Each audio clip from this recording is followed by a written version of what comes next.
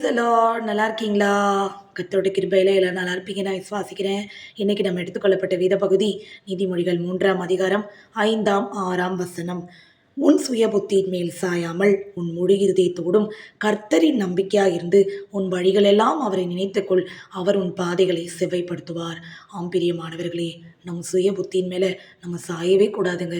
கர்த்தர் நம்முடைய வாழ்க்கையில என்னெல்லாம் செய்ய அனுமதிக்கிறாரோ, என்ன செய்ய சித்தம் வச்சிருக்காரோ, அவருக்கு பிரியமானத மாத்திரம் தாங்க நம்ம செய்யணும். வேதம் அதான் சொல்லுகிறது.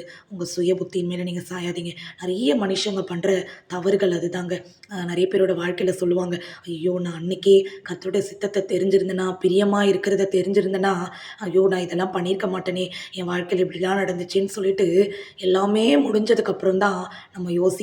அதனால தான் கர்த்தர் இங்க பாருங்க சாலமன் மூலமா நம்மோடு கூட பேசுறார். நீங்க உங்க சுய புத்தியின் மேல சாயாதீங்க. உங்க முழு இருதயத்தோட கர்த்தரில் நம்பிக்கையா இருங்க. ஆமாங்க. எந்த மனுஷனையும் நீங்க நம்பாதீங்க. எந்த மனுஷன் செய்வான்னு யார நோக்கி நீங்க ஓடாதீங்க. கர்த்தர் பேர்ல நீங்க நம்பிக்கையா இருங்க. அதுவும் முழு இருதயத்தோட நம்பிக்கையா இருங்க.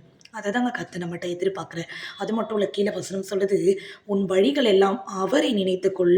அவர் உன் பாதைகளை செவ்வைப்படுத்துவார்." ஆமாங்க.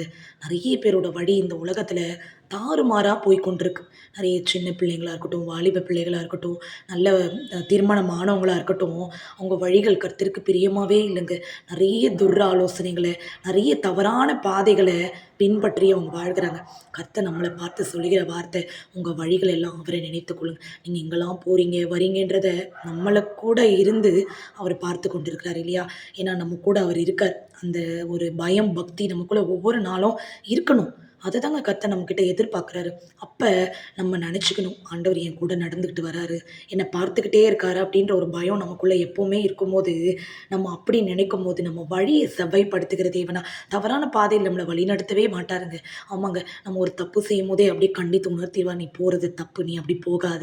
எப்படி ஒரு மேய்ப்பனுடைய சத்தத்துக்கு ஆடுகள் செவி கொடுத்து அவரோட பின்னாடி போகுதோ, அதப்போல நமக்கு தேவன் ஒரு மேய்ப்பரா இருக்கிறாங்க. அவருடைய சத்தத்துக்கு நம்ம செவி கொடுக்கும்போது, அவருக்கு பிரியமா நம்ம வாழும்போது, நிச்சயமா நம்முடைய வழிகளை செவ்வைப்படுத்துகிற தேவனா இருக்கிற நம்மகிட்ட கேட்கறது என்ன தெரியுமா? முழு இருதயத்த.